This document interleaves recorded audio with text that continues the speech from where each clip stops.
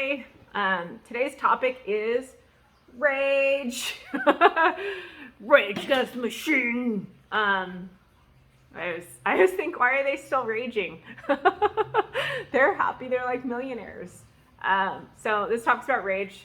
I grew up with a dad who was crazy angry, and generations of that side of the family are known to be angry. I think they were just raised by angry parents, so it's just really trickled down. And I mean, let's just be real. If you don't have the proper skills and your family didn't deal with the rage in the past, yeah, your kids are gonna, if you don't deal with it, your kids are gonna not know how to deal with their feelings and inherit the same rage, right? I made the conscious decision to stop raging. It was very hard for me, probably really hard on my husband. I took PMDD. I don't think they let you take that anymore, which was birth control that dealt with premenstrual rage, because I was already raging in the silent. So when my period came, I was like full blown raging. Isn't it appropriate that I'm wearing red when we're talking about rage?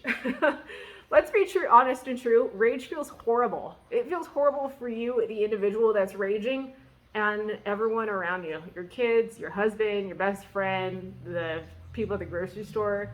Rage feels horrible, and you can't control it. When you've grown up in the cycle of rage, you think it's normal. You think that everybody rages, right? But I married someone who doesn't rage. And so just kind of let me move over. Kind of was great because he loved me regardless. But when I had kids, he was like, you will not treat my kids like that. They will not grow up with a mom that rages for dumb things, right? So I'd rage when my kids spilled anything. And I want to just tiger mom and backhand him, because that's what I was raised to do out of fear, right? And that helps no one. Made me feel like crap. And when he confronted me about my rage and told me that it had to end, I wasn't happy. I was raging about that. So it's important to know to stop the cycle and find solutions to deal with it. So this is what worked for me in that process, man. I look back and I acted silly. If I recorded what I looked like when I raged, it was stupid. I was trapped in my own mind on having to deal with my own emotions. So the best advice is to walk away. Regardless, drop everything if you can and walk away. Go to the bathroom. Save yourself the pain for yourself and the loved ones around you to say nothing. In fact, I would leave cussing and tear people down and call them little verbally stabbing them nonstop, because that's what felt good to me. If I felt like crap, then I'm going to take everyone else down with me.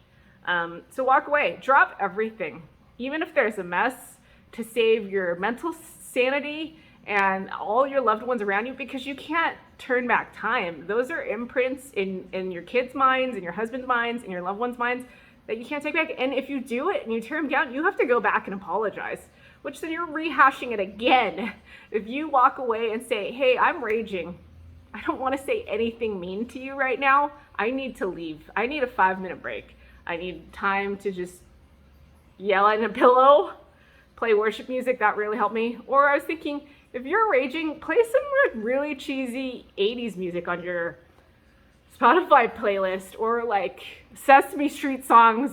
I mean, it might increase the rage if your kids did it, but something that just, I think everyone has one jam that just brings so much joy. Like mine is Len Steal My Sunshine.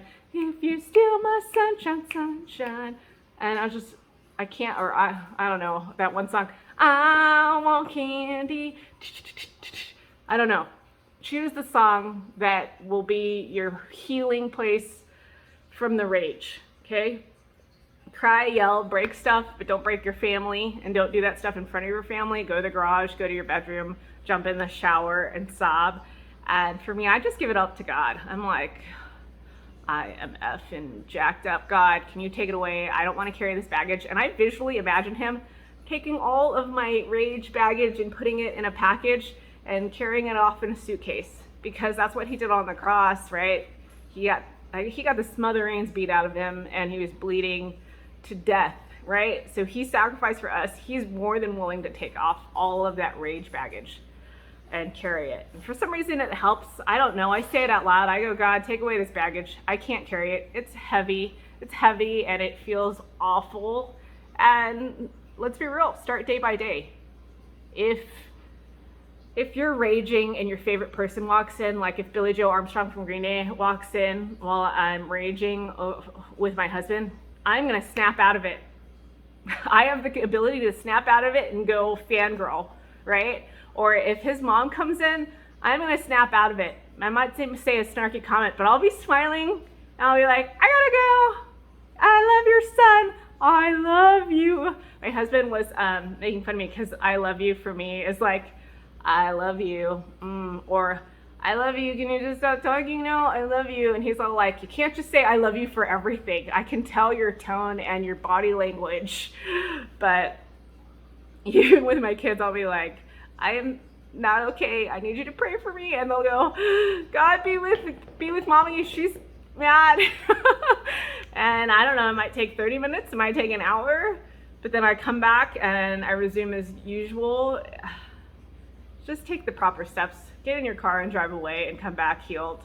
And one step at a time, you'll create a new muscle memory thing to do and it'll save your life, it'll transform your world and people won't have to swim around in your rage and hate and walk on eggshells. I hope this is a helpful tip. Rage is real, it doesn't feel good.